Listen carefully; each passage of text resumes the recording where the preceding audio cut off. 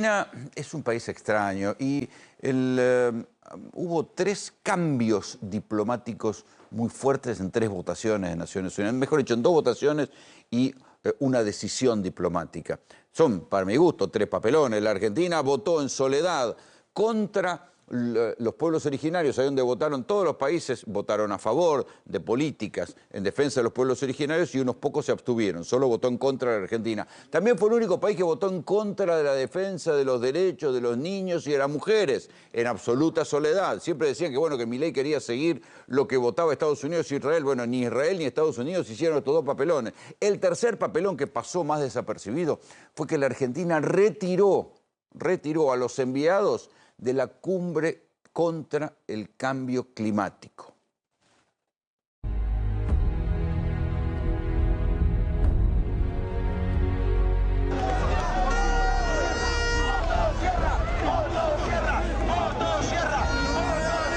Ministerio de Ciencia y Tecnología e Innovación. Algo bien del sector privado. Nada bueno salió del sector público. ¡Afuera! Ayer se retiró la delegación argentina y, bueno, contarnos un poco por qué se retiraron y, bueno, si no temen represalias. China, India y Brasil, por ejemplo, son muy activos en la COP.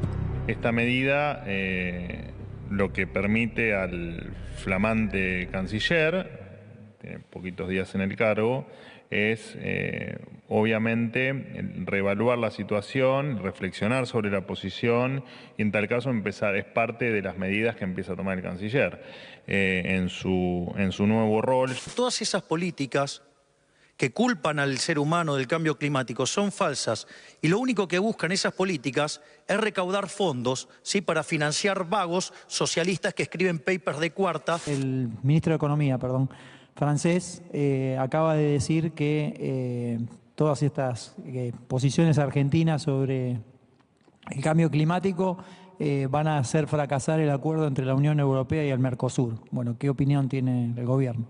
Con respecto a lo último, no opinamos sobre opiniones de terceros, simplemente entendemos que nada debería tener que ver con el acuerdo.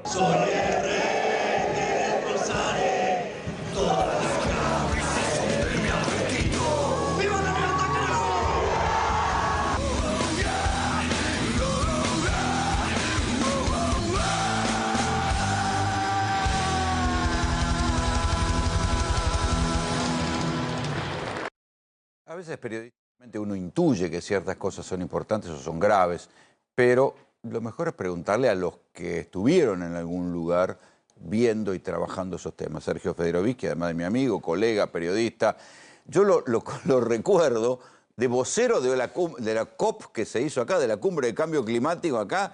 Éramos tan jóvenes, querido, hace más de 20 años. Estuve en la ECO 92. 97 fue. Año 97, efectivamente. Sí. Sí. ¿Es grave o es eso de esas cosas que pasan desapercibidas con el tiempo? No es algo que vaya a pasar desapercibido. En primer lugar, yo creo que hay que analizarlo desde varios lugares. El primero es que tiene un efecto simbólico muy potente, que es que alguien no solamente se declama negacionista, sino que lo ejerce. Del cambio climático. Exactamente. Lo segundo es que la Argentina adopta una posición completamente contraria a todos los países. El único que probablemente lo siga sea Donald Trump, que ya se fue del Acuerdo de París en el año 2016 y muy probablemente haga lo mismo ahora.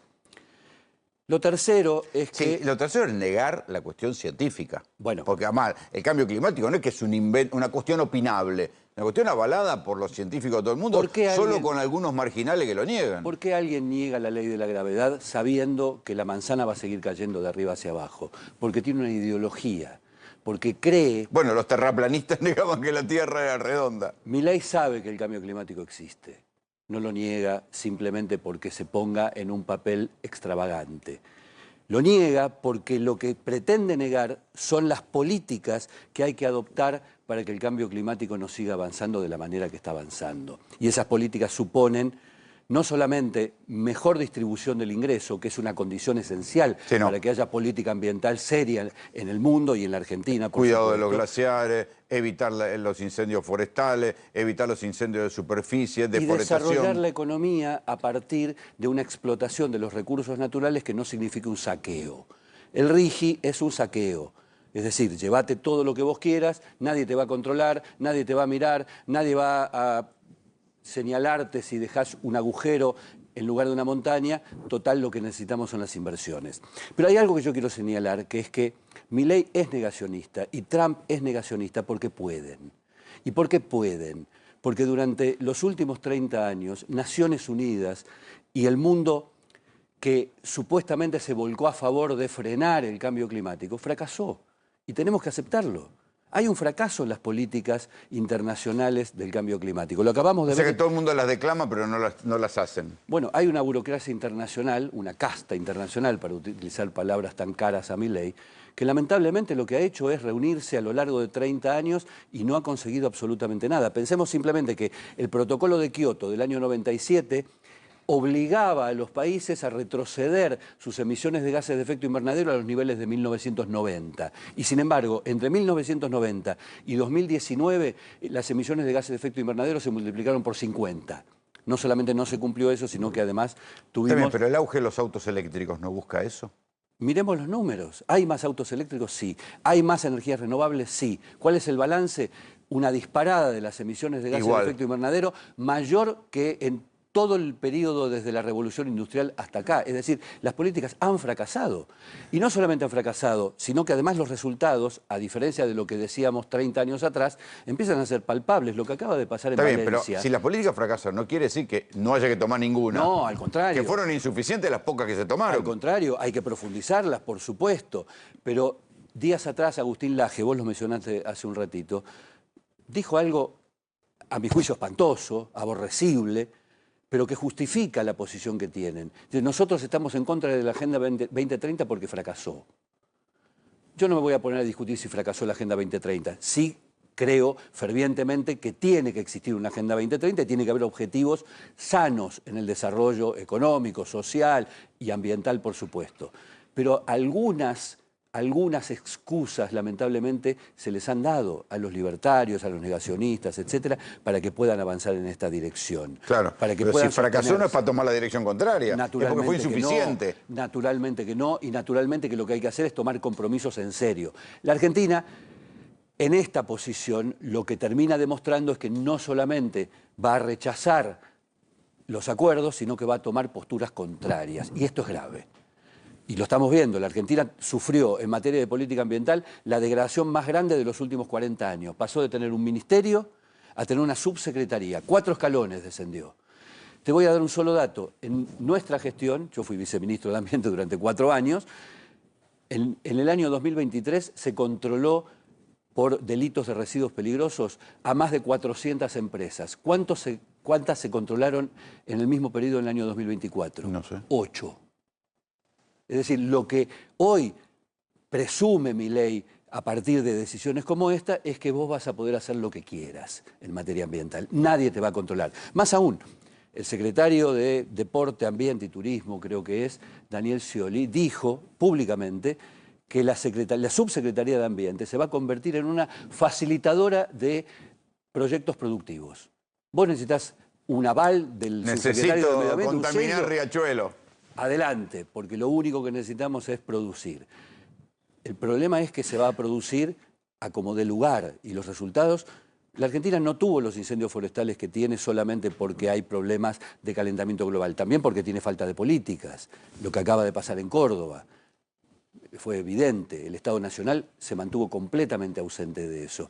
E insisto, lo que acaba de pasar en Valencia, los científicos, la Dana, que destrozó una ciudad, los científicos vienen diciendo desde hace 30 años que una de las consecuencias más nefastas del cambio climático van a ser los fenómenos extremos. La agudización de los extremos, exactamente. Los fenómenos que conocimos siempre, pero que van a estar más agudos, más violentos, más recurrentes.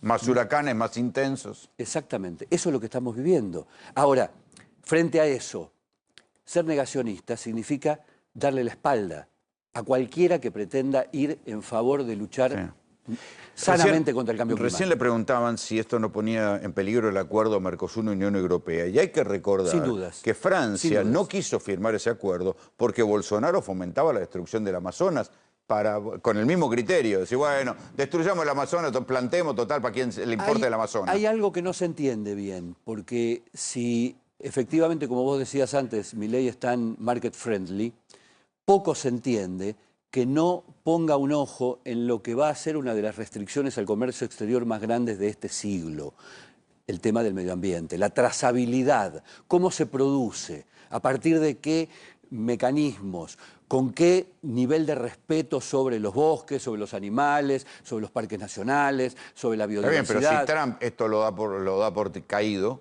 Trump es un país, al final del día. Es solo un país.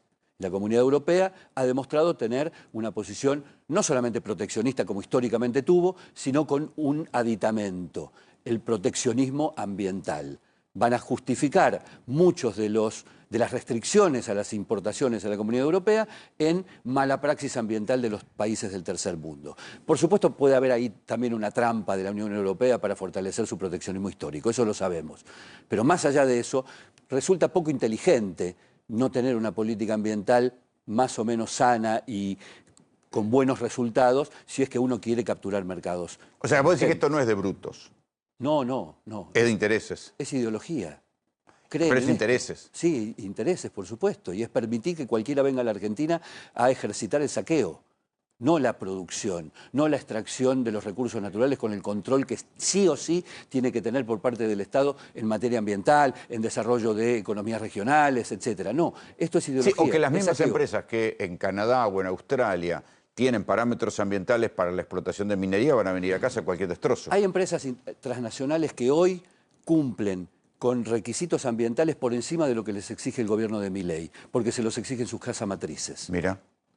Muchas. Empresas que cumplen requisitos respecto de tratamiento de residuos, residuos peligrosos, respeto... Que no se los pide el gobierno argentino. Que no se los pide el gobierno argentino. Se los pide la Casa Central. Exactamente. En esa situación estamos. Eso es muy vergonzante incluso para la Argentina. Porque además la agenda ambiental, le guste o no le guste a Milei, es la agenda del siglo XXI. La igualdad de género y el ambiente son los dos valores que se instalan en el siglo XXI. No respetar esos valores, yo no creo que lleve a ningún buen resultado, claramente. Sergio, gracias por venir. Al contrario, gracias por invitarme.